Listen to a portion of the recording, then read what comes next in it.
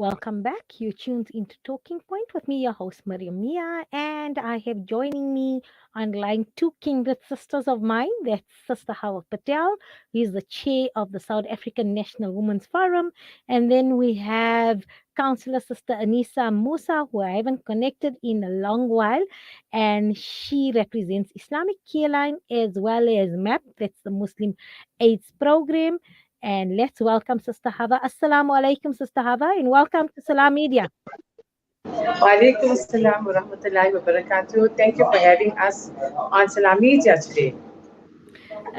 Shukran. It's always a pleasure to have you on, Hawa. And Assalamu alaikum, Sister Aneesa. Welcome to you, Sister Mariam. You're right in saying it's been a while. Also, it's nice to reconnect with you, Sister Hawa, on this platform, and I look forward to working with you for the rest of the duration of our fundraiser and even, inshallah, going forward on a lot of other projects and programs, inshallah. Okay. So, Sister Hawa, let's start with you. Currently, it's all over social media in various groups, especially if you belong to a women's group or forum like myself.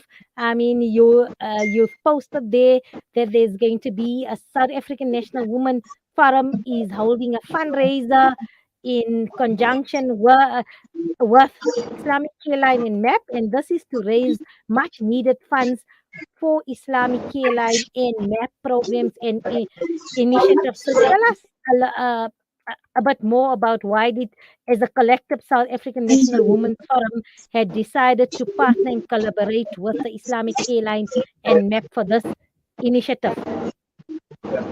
Okay, so Alhamdulillah, South African National Muslim Women's Forum, we sit on the Muslim Aids Program board as well. And as a board member, I realized the immense work that the ladies and the gentlemen are doing to create awareness in regard to AIDS that is affecting to our society and communities, and how much of funding is needed to support the initiative. And furthermore, with Islamic Care Line and they work in the field of uplifting humanity and support with a lot of social cases, marital cases, and the list goes on. Islamic Care Line is doing amazing work, and all they need to continue this good work is funding. We know that nothing can work without funding to be able to continue the support. And as South African National Muslim Women's Forum, we are one of our main objectives is to enjoin good and forbid what is evil. And that's what we're here for. We are here to enjoin good, to support those who are struggling to or who are supporting others in times of need. And this realization after COVID that the funding from businesses has slackened, and also individuals who contribute toward these causes have minimized, because we know that if it was not the COVID, then it was the flood crisis, and there's many other reasons why people cannot give so generously as they used to give before. And that's when South African National Muslim Women's Forum, we thought of stepping in to have this two amazing organizations that plays a very great pivotal task or pillar in our communities to keep to give support towards families, and the least we could do is help towards funding. And yes, I think many people out there are not even aware of what Muslim Aids Program and the members or the volunteers from Islamic Care Line really do on a daily basis, how they help cases on a daily basis, and how there's so much of vices out there that our youth, our adults are getting involved in, and families need support. And Islamic Care Line volunteers come on board to assist them. The members, the board members of MAP and Islamic Care are always struggling to fund these campaigns, this work. And that was the reason why South African National Muslim Forum said, let's join hands, let's help. And the least we can do is let's host a fundraiser where we can create awareness of what is happening out there in the community. And Also, what amazing work silently Islamic Airline and MAP is doing, and how it's important that we should join hands to support these bodies so that more people can reach out to them, more help can be given out to people in need. And we know they are under the umbrella body of the Jamiat Ulama, and we all know what amazing work that is being done. And at least we know that our communities know that they are hands out there that are who are willing to assist where they can. And that's why I think that it is very important that everyone's come together. How can everyone play a part in helping these organizations, starting from small steps? And the small step is to help buy a ticket to our function that's going to be taking place on the 30th of July, and that is going to be taking place in Balmoral Gardens. It is near Didier, but it's a lovely scenic drive. And you know, post COVID, people have been lost touch with families and friends, and so we using this opportunity to tell people, women, sisters, friends, come out to this event. Get to use it as a place to meet after ages. Use it as a platform to also be able to understand what is really happening out there in the real world. We are all in our comfort zones. How we need to, as Allah wants us to enjoy good. Allah wants us to spend our free time in the path of Allah. How we need to get out of our comfort zone and come forward and help people to help others or reach out to people. And so buying a ticket means supporting the cause. Buying a ticket means that you are helping others who you cannot reach out to, but deep down you would have loved to. So it's like you are supporting a cause that, or causes that deep down you perhaps would want and thought you couldn't, but you know action depends on intention, and Allah will accept any small intention. And the highlight of this event also is we've got our guest speaker, Sister Shakira Hunter. And for those who have attended Abba Shakira Hunter's workshops, you'll understand that how important, especially now in our tribal times, when the world out there with the LGBTQ, with the drugs that's out, that's all the wrong vices that our people are getting into, that we need to connect back to the Quran and the Sunnah. So Abba Shakira's workshop links that connection, that peace, that inner contentment between you and Allah and the Quran, finding the inner comfort, the inner peace, which money also cannot buy. And why I'm saying that is I've attended two already of the workshops of Abba Shakirata, and I'm so excited to go to attend this workshop of her as a guest speaker. Again, as humans, we need to be constantly reminded of our purpose in this world, our purpose in this life, and where to turn to ultimately if we want peace and happiness in our life. So coming to this event is supporting an event that is benefiting you, an individual, me as an individual, in many ways, as well as it is supporting people who are reaching out to other people, people we cannot reach out to, people who we cannot, who will find uncomfortable to reach out to. So Islamic Kenya and MAP are there, and all we are doing is helping them to help others in need. So I'm hoping that all women's forum out there will be able to book a table minimum of 10 per table, or they could get families and friends to book tables, and we're expecting the crowd out there to come and gain knowledge, to come and support good causes, and to benefit from Abba Shakira Hunter's workshop, inshallah. Hawa Patel, sitting here, I'm thinking I need to clear my diary for that 30th, inshallah, because you've really now given us food for thought, because this is going to benefit us spiritually, emotionally. So I'll get benefit all the while.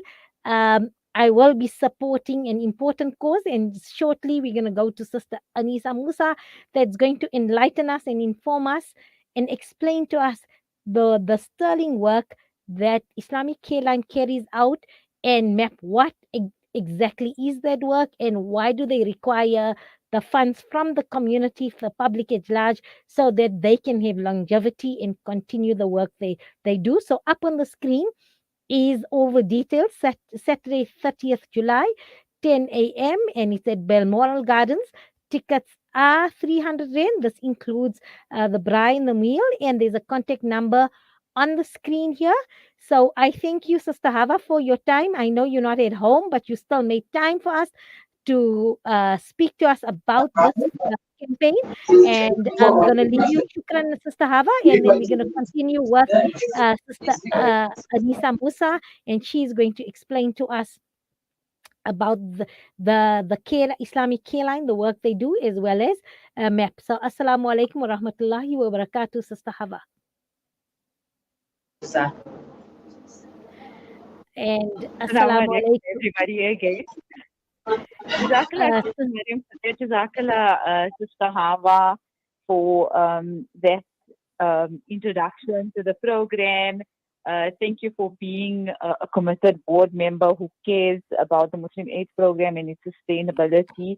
May Allah reward you and each and every person. I must say that I'm quite honored to be among just for those of you who don't know, the Islamic Care Line is a joint project of the Jamiat Ulama South Africa.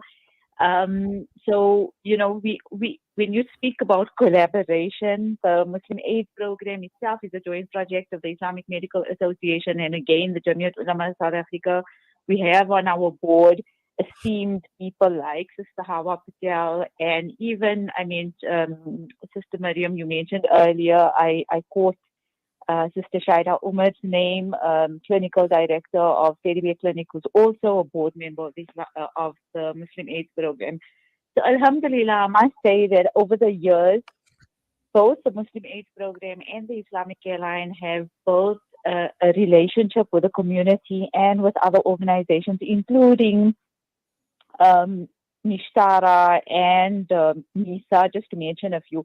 The reason why I'm saying that is for the community to understand that we have been in existence for many years. The Islamic Care Line was founded in 1992, the Muslim Aids Program in 1997. Both are registered organizations. The Islamic Care Line was the Department of Social Development. The Muslim Aids Program was both the Department of Social Development as well as the Department of Health.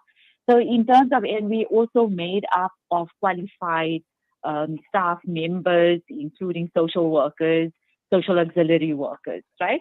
So just to mention a few, and I know that often when we do these programs, we're so limited with time, and I think, Sister Mariam, you know my tendency. So what I'm going to do, if you don't mind, I'm just going to quickly go through some of the services of each of the organizations so that the listeners are aware. So the Islamic Care Line essentially focuses on therapeutic services and related services.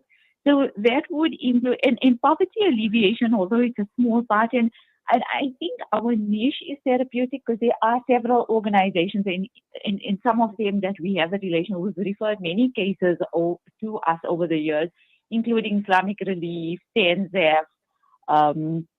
So we do have, again, relationships with welfare organizations that do provide poverty alleviation. So for us, poverty alleviation is there, but not to a large extent. Our focus is recognizing from the time that it was founded that there was a gap in the Muslim community for psychosocial services.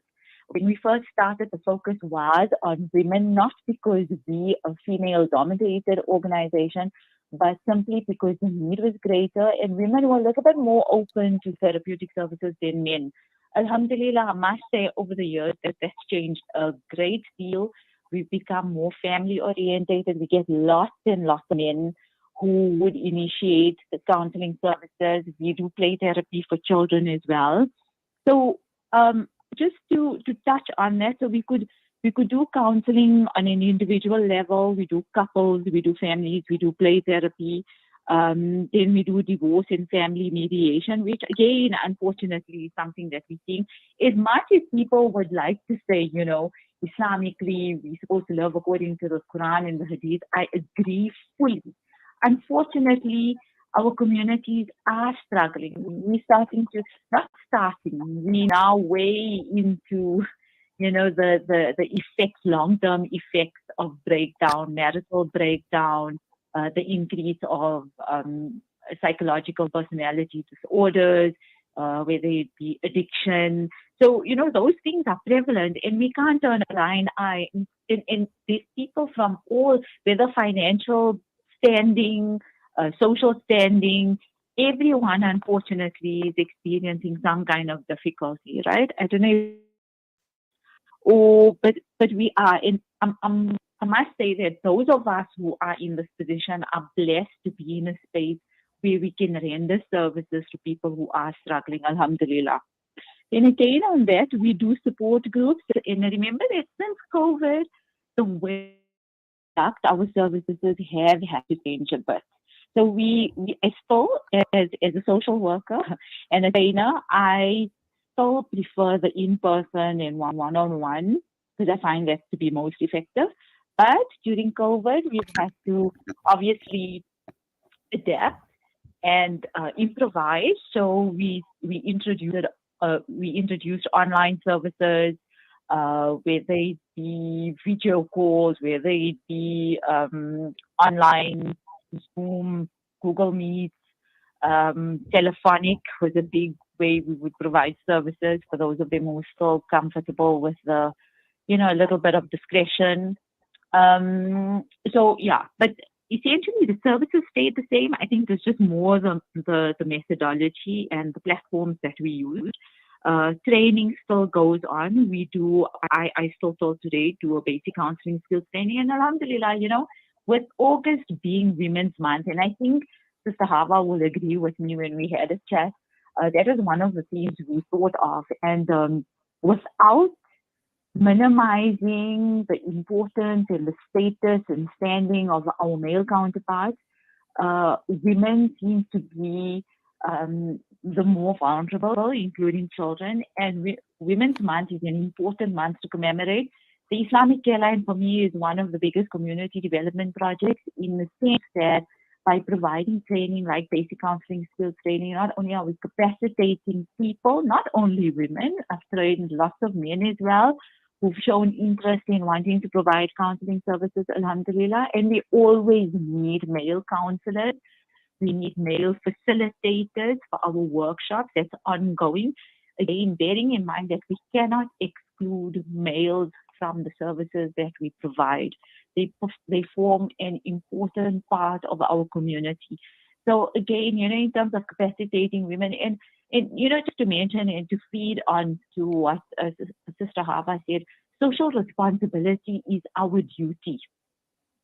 We cannot turn our backs away from our social responsibility, the responsibility that we have to serve our community in whatever capacity that we can, whether it be in a small monetary amount, whether it be about doing our hands, whether it be about committing to ongoing projects. I think it becomes, I know that with therapeutic services, people have their own feelings and opinions about addiction, about divorce, about even HIV, but the reality is that they are there and we need to not turn a blind eye to it, and we actually need to do something about it. So in terms of the training, we have several counseling services and even marital therapy and Islamic perspective for qualified counselors.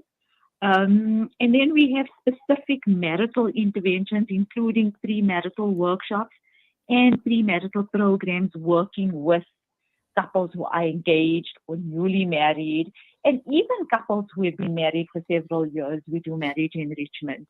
So that's just in a nutshell as far as Islamic Care Line is concerned. And then obviously, I don't know, Sister Mariam, Sister Aneesa, yeah, I have a few minutes left. We have 3 minutes left. So if you can just tell us, okay, so I'm going to quickly jump into. So yeah, so initially, I mean, I when the Muslim AIDS program commenced, as you said when you said 1997, I'm thinking, is that such a long time ago? I was a volunteer in terms of a facilitator, so we received training and we used to go out to the schools those years, and there was that program we had over 5 weeks that we used to do.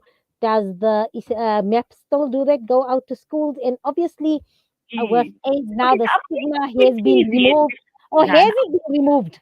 Has that stigma in close communities, in small societies? I did my Okay, so research on this. So how is things change? Where are you at with MAP okay, so currently, Sister okay, so Aneesa? MAP has evolved a great deal, a great deal. MAPS evolved a great deal because remember that HIV, when we first started, it was greatly about creating awareness, removing stigma. It was about mobilizing. And because of HIV now, again, it's progressed a great deal. I think the mission has also changed towards HIV status identification, accessible ARV treatment, implementation and treatment adherence. In other words, seeing to it that patients are adhering to their treatment. And also we talk about retention, so keeping them in treatment, tracking and tracing, which means, identifying those people who tested positive and to get them, rope them back into to treatment. So the focus has changed a lot, but you'll still see that there's still an element of awareness and education, and that's part and parcel of what we do, because whatever we do, even if we have a stand where we're testing and we're doing HIV testing and counseling, it still means that we're educating and creating awareness. And then testing and treatment initiation, treatment adherence support, which I mentioned, then treatment dispensing, which is nice because we've really built capacity even amongst our staff to be able to test for HIV, and they assisting with COVID, which is really great, I must say, and we're very excited about that because of the work that MAP was doing over the years and the community access that they had and the community points that they were working in. The Department of Health and even like some of our funders could use our staff when it came to COVID. So when we talk about decanting ARV in community spots, so it doesn't, if it's a stable patient, they don't need to go to the clinic and wait in long queues. Then there's palliative care and home-based care, even health and wellness assessments and referrals, mobilization altogether. So, the Muslim AIDS Program has networked and connected with a lot of clinics and community organizations to access these services and make services available to the public, especially those who are in less privileged areas. Our look, for those of you who don't know, the Muslim AIDS Program is a national program.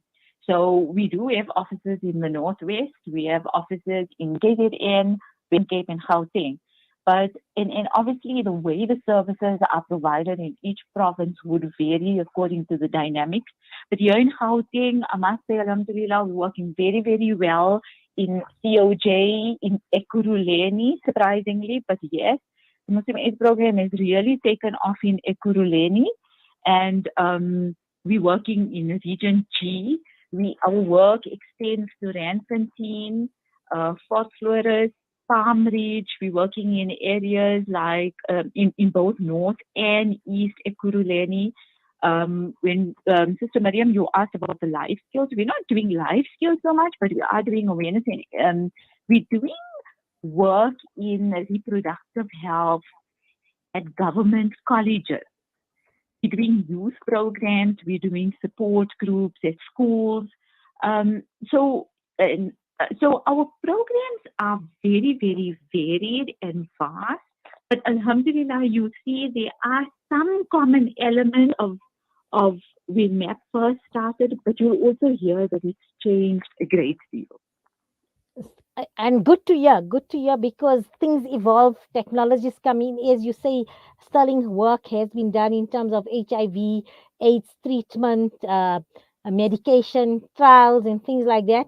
So yes, and alhamdulillah, the stigma has been removed from the years when I used to assist and volunteer. As I mentioned, I did my research thesis on living with HIV AIDS in close communities and the challenges that individuals used to face those years. So Alhamdulillah, we have evolved, and good that the support structure is still there, but adapting to the needs of 2022. Looking forward to the fundraising event. And Sister Aneesa, we need to catch up again because there's a lot more that you need to enlighten us on in terms of what is happening in the community, as you've said, in terms of therapeutic programs as well as life skills for parenting causes.